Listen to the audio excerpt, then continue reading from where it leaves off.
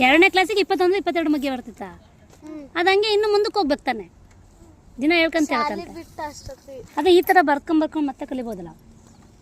ಎಷ್ಟು ಮಗ್ಗಿ ಬೇಕಾದರೂ ಬರಿಬೋದು ನೀನು. ಹಿಂಗೆ 1 2 ಗುಣಿಸ್ಕೊಂಡು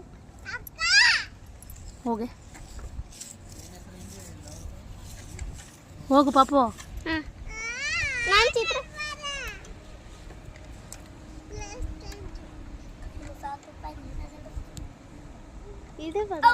ಈ ಥರ ಸುಮ್ಮನೆ ಟೈಮ್ ವೇಸ್ಟ್ ಮಾಡಿದ್ರೆ ಆಮೇಲೆ ದೊಡ್ಡವರಾದ್ಮೇಲೆ ಓದೋಕ್ಕಾಗುತ್ತಾ?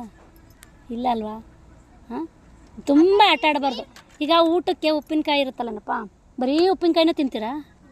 ಇಲ್ಲ, ಅನ್ನ ಸಾರು ಊಟ ಮಾಡಿ ಇಷ್ಟು ಉಪ್ಪಿನಕಾಯಿ ತಿಂತೀರಲ್ಲ, ಹಾಗೆ ನೀವು ಈ ಕಾಲದಲ್ಲಿ ತುಂಬ ಓದಬೇಕು. ಅನ್ನ ಸಾರು ಥರ, ಅನ್ನ ಸಾರು ಜಾಸ್ತಿ ಇರುತ್ತೆ ತಾನೆ, ಡೈಲಿ ಇರುತ್ತೆ ತಾನೆ, ಹಾಗೆ ಓದೋದು ಆ ಥರ ಇರಬೇಕು. ಅರ್ಥ ಆಯ್ತಾ? ಆಟ ಆಡೋದೆಲ್ಲ ಉಪ್ಪಿನಕಾಯಿ ಥರ ಸ್ವಲ್ಪ ಮಾಡಬೇಕು.